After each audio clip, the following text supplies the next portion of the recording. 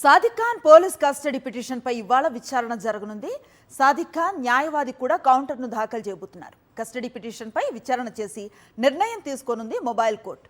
నూకరాజు అల్లుడు జగదీశ్వర్ రెడ్డి హత్య కేసులో అరెస్ట్ అయిన సాదిక్ ఖాన్ రిమాండ్లో ఉన్నాడు. కంప్లీట్ డీటెయిల్స్ అందిస్తారు మా కరెస్పాండెంట్ రాజు. చెప్పండి.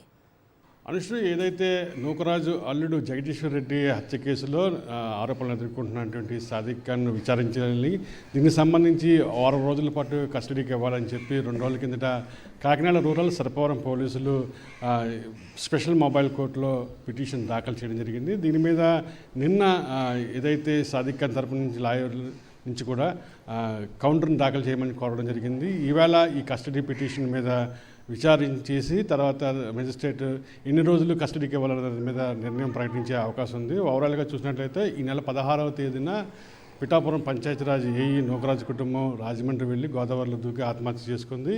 ఈ ఘటనపై 2 టౌన్ పోలీసులు కేసు నమోదు చేశారు. ప్రధానంగా తమ ఆత్మహత్యకు ఎవరైతే కోచ్ సాదిక్ ఖాన్ ఉన్నాడో అతనే కారణం అని చెప్పి తమ కుటుంబాన్ని వేధిస్తున్నాడు. తమకు సంబంధించిన ఆస్తి లావాదేవీలు అన్నీ కూడా తన వద్ద పెట్టుకున్నాడు.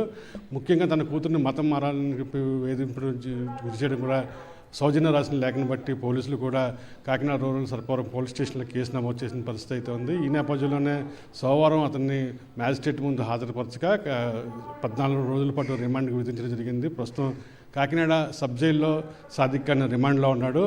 అయితే ఛార్జ్ షీట్లో కూడా చూసినట్లయితే ముఖ్యంగా ఈ జగదీశ్వర్ రెడ్డిని పాయిజన్ ఇచ్చి హత్య చేశాడు. దీని మీద పూర్తి స్థాయిగా విచారణ చేపట్టాల్సి ఉంది. దీంతోపాటుగా సౌజన్య రాసినటువంటి సూసైడ్ లేఖలో సాదిక్ ఖాన్ ఏ విధంగా వేధించాడు, అదేవిధంగా ముఖ్యంగా మతం మారాలని చెప్పి వేధించడం, ఆమెను కొట్టడం చేయడం జరిగింది. దీంతోపాటుగా జగదీశ్వర్ రెడ్డికి సంబంధించిన కార్లు కూడా తన వద్దే ఉంచుకున్నాడు.